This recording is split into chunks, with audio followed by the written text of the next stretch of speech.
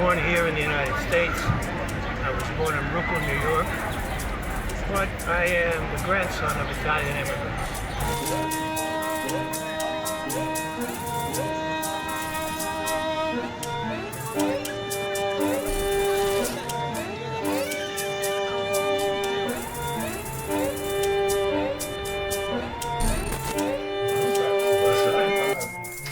Our grandfather came here, I think it was 1916, came to Harlem and was there for a short while.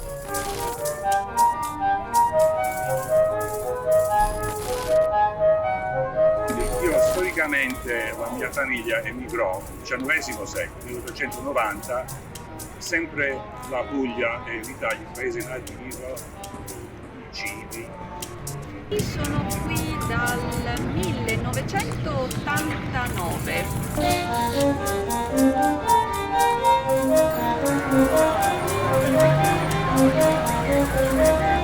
My name is Giacomo Rotonda, but I started to use James here in America.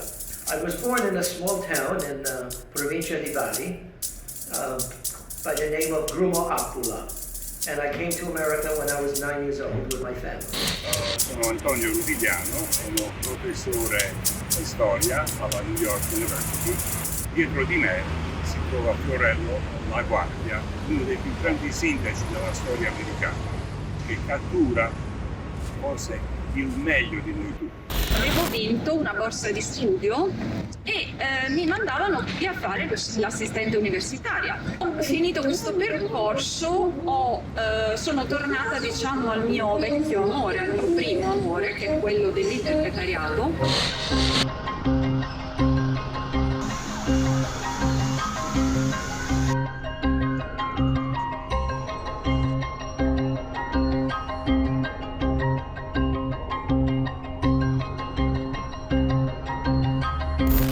You got to remember, my grandparents came to this country at the turn of the century, from 1900 to about 1920.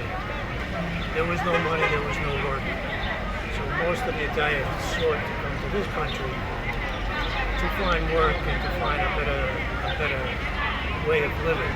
The Puglia things were tough. So they came to this country to seek a better life. You have to remember, most of them were uneducated, and they did. Consequently, their children and grandchildren managed to get education and succeed in this country. I'm the oldest of four, and my mother and father. My father was a shoemaker in Italy.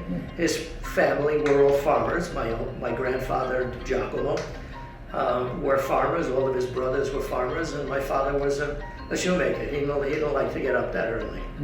And then we came to America because one of my mother's brothers was a custom tailor, and he was here first. He was the first one to come, and then we followed. Do you know what year that was? 1963.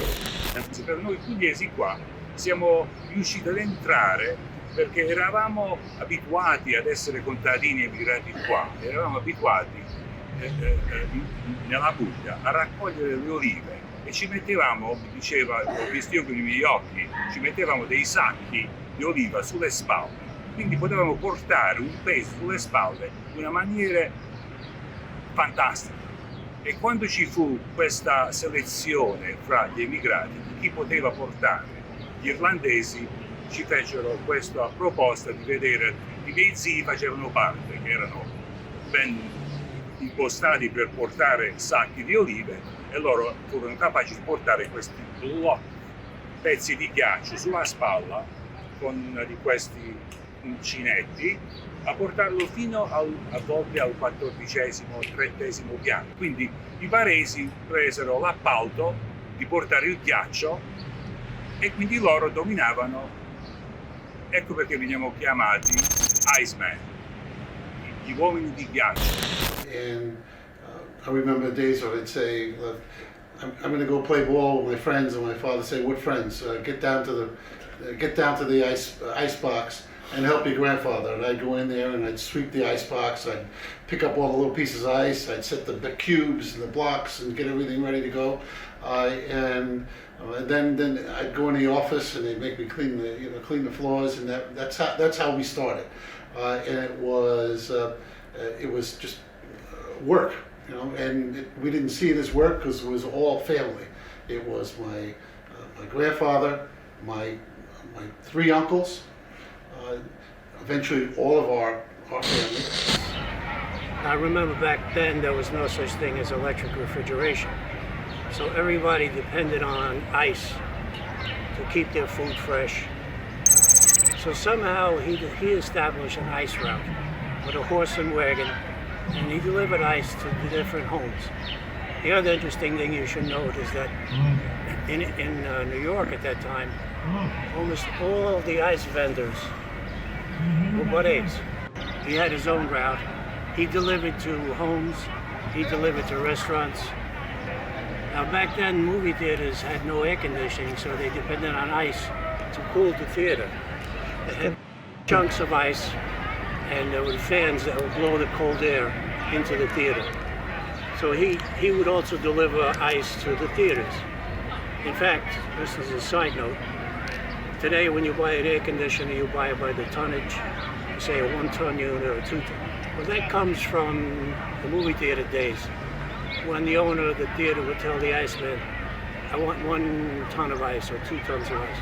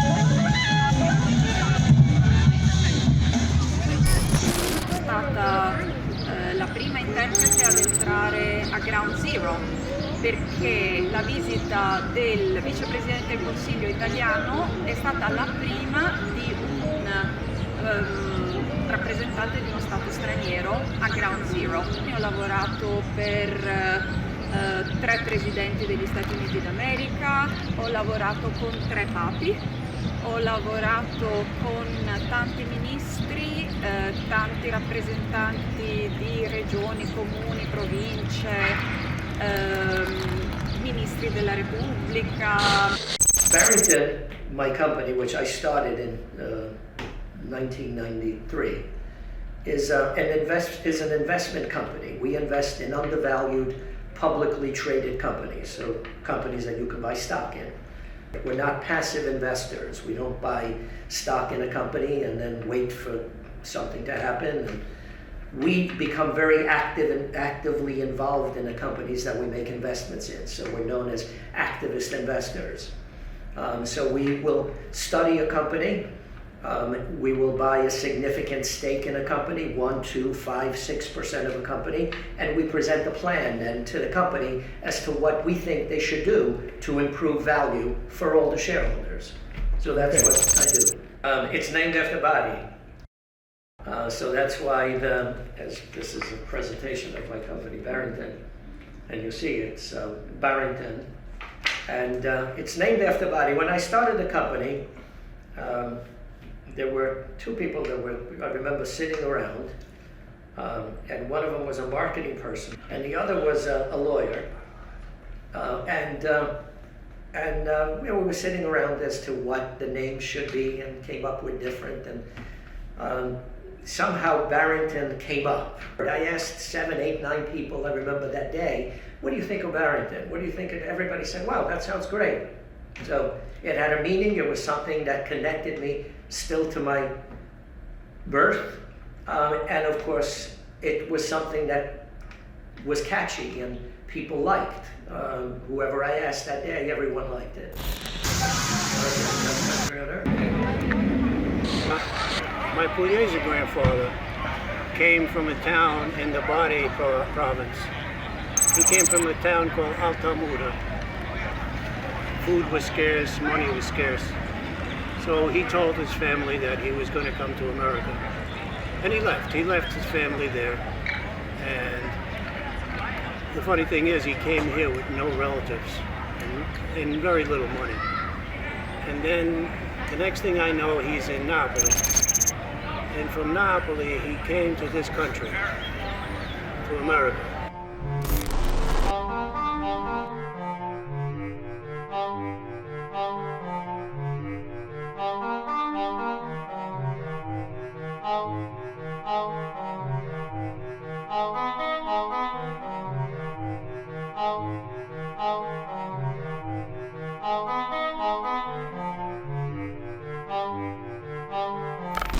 Started a small ice business, moved up to from Harlem up to the city of Yonkers, where he continued with his 2 brothers, continued to build the ice business that then became ice and coal, and then transformed to kerosene, and then to fuel oil, and we're proud that our nephew still operates Spano Fuel in the streets of city of Yonkers. So we have special pride when we see the oil truck come by with Spano Fuel. Delivering a service to the people in this community, where they would, deliver ice for refrigeration, coal for heating, and it was a public service that they provided to the people of Yonkers, and it was that tradition, I think, that led us to our tradition of public service as elected officials. As a matter of fact, they came together and joined a club called the Club Pugliesi, and it was basically all the icemen were from Puglia, and so we were kids. We would go in there with my father, our uncles, and with all of the other icemen in this part of Westchester County would all come together. And for camaraderie, for support, and to talk about the old times back home and how they transitioned into America. 1916, I believe.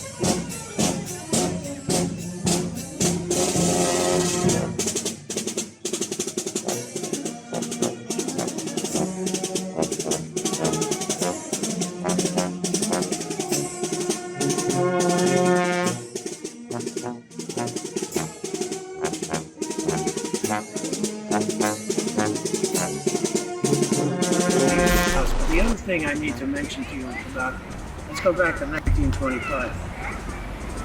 In those days, there was no health insurance, there was no death benefits, there was no Social Security, there was no unemployment insurance.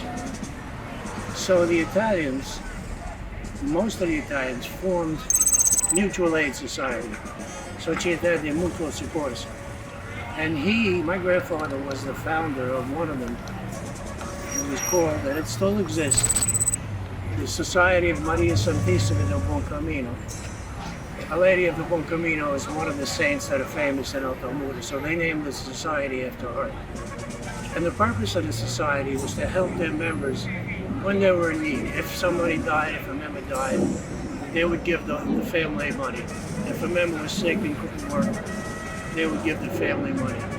And the other thing that they did was they helped the new immigrants that came over from Italy establish themselves. Because when they came here, there was a tremendous bureaucracy, and there still is. But picture a bureaucracy where you can't speak English, you have no friends, you have no contacts. Now this organization still exists to this day.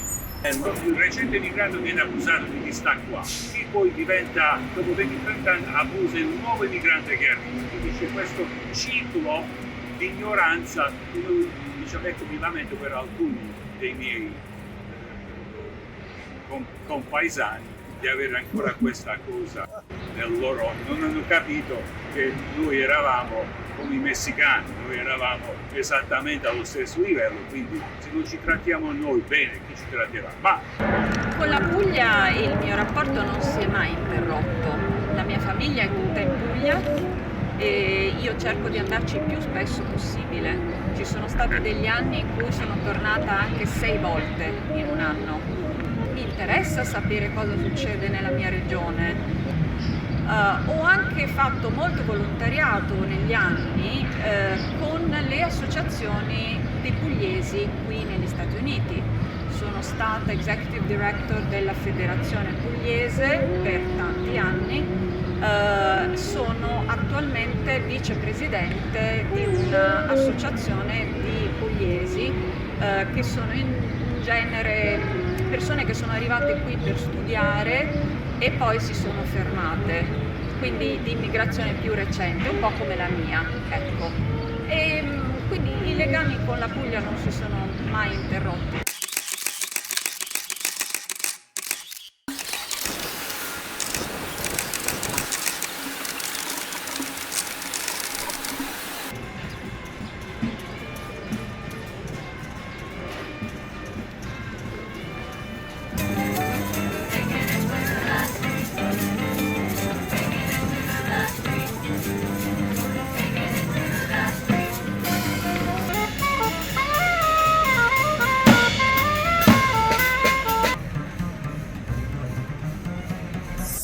America's the best country on earth. No, we came by plane. I remember there was a bus that went to Santo Spirito at the airport from Roma. So there were lots of people, lots of relatives that came to say goodbye. And then got on a plane, and my uncle and other uncles that were here, cousins of my mother that were here, picked us up at the airport at JFK, and everything looked big to me. Everything looked big. Everything was just giant, huge. Because I remember the first time I ever went into a grocery, a supermarket. Like, I was amazed. I never saw anything like that. Here, everything was large. The cars were large. The streets were large. Everything was large. They came here with no money, but with a determination to work and to work hard and to respect the community and respect their family and respect the church. And it was with that work ethic that allowed them to build. But it didn't come without struggles. I mean, it came with some enormous struggles. grazie a Dio a questa terra che abbiamo il miglioramento. Siamo qua, c'è l'opportunità che possiamo anche, diciamo, avere successo perché c'è l'opportunità di lavoro. Per chi vuole migliorarsi, dei costi molto più inferiori da altri paesi che non c'è un boom economico, mentre New York ha avuto sempre questo rinascimento, perché New York sembra che sia morto, però rinasce sempre, c'è sempre l'energia qua, quindi l'italiano che si trova a New York ha avuto molto successo perché viene catturato. Tra le persone della mia età o più giovani si nota meno il campanilismo di chi proviene dalla Puglia, chi proviene dalla Campania, chi proviene da Milano, anche perché quasi tutti noi abbiamo delle esperienze in diversi luoghi in Italia. Non siamo nati, vissuti e cresciuti solo in un paese, solo in una regione. Quindi spesso ci sono delle intersezioni e probabilmente per le generazioni un po' precedenti c'è questo senso forte di appartenenza, non so, io sono siciliano, io sono napoletano. Ecco, per noi forse quando ci troviamo qui si dice più spesso sono italiano.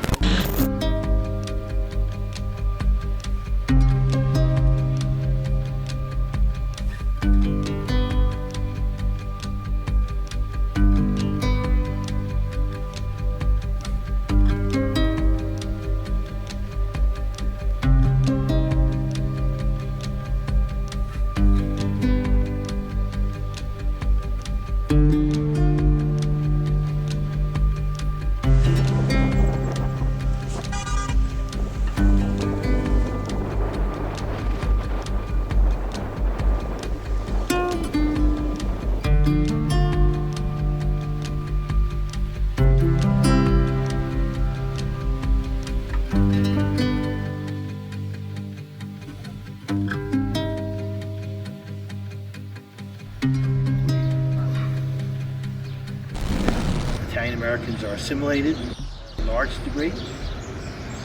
And I think we were successful because of the foundation that was built by the traditions of our forefathers. And my parents were the first generation of from the immigrants. And as I mentioned before, education wasn't high on the list of things for the children to do. So both of my parents never graduated from high school. My father worked in the post office. That was his job. And my mother was a casalinga. She never worked. We were poor, but I didn't know it because we had everything we ever wanted. My grandfather, on my father's side, he moved from Little Italy. He was concentrated in Little Italy when he came to this country. And he bought a house in Brooklyn, which was in a very Italian section of Brooklyn at that time. But in particular, my family did well in this country because of the work ethic. The work ethic, maybe the education wasn't passed down, but the work ethic was passed down from generation to generation. I said, oh my God, my father wanted me to be a doctor. So that's what he really wanted. He wanted his eldest son to go to school. Well, he wanted all of us, all of his kids here to go to school, and we did. We all went to college. I went to postgraduate as well. So he said, you know, you have to go to school, you have to go to school, you have to go to school.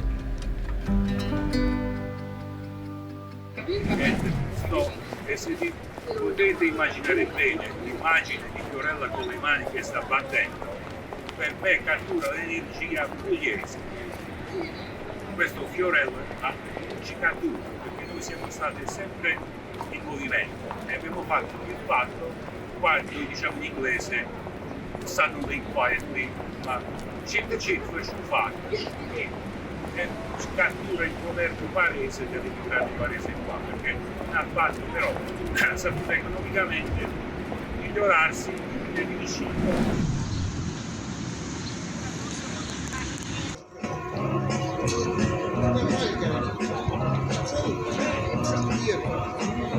Questa foto qua, questa immagine di Fiorello La Guardia che emina energie, cattura l'attività oppure cattura proprio il pugliese emigrato a New York, che siamo stati sempre in movimento, in attività, producendo e facendo molte volte sempre del reddito.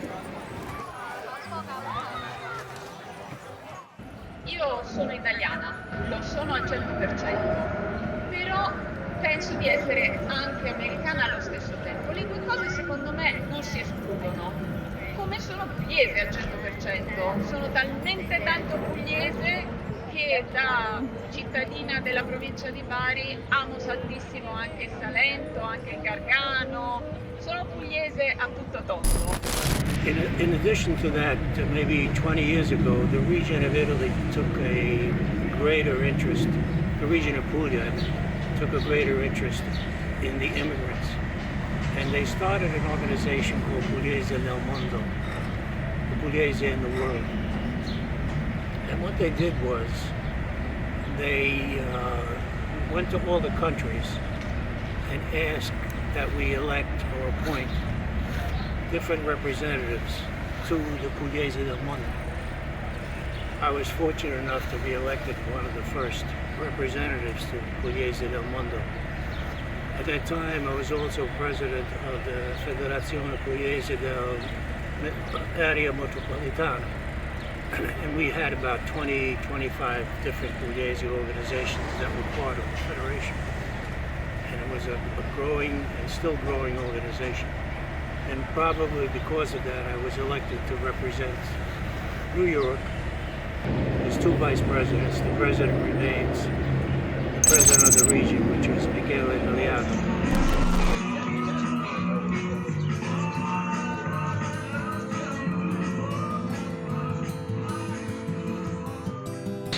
And Puglia is just a beautiful, beautiful place with beautiful people. And part of, you know, and this is part of life, is that we lose the people that we love, and we're not there to to listen to them, to hear their stories, to continue to learn from them. But the one thing about it is that we'll always learn, we'll always respect tradition. I showed you this before. I'm building a little bar in my house, and I put Spano Ice House. I'm putting this sign up in my bar so that our kids can look and say, how come you're putting Ice House?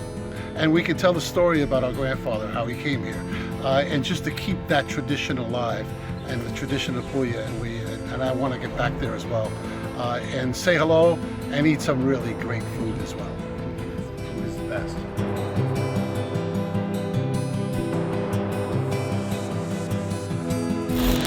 And then myself, I was managed to get educated. I went to college. I got a degree in engineering. And I've been working as an electrical engineer now since 1968, which makes 54 years as an engineer. And that's my story in this country.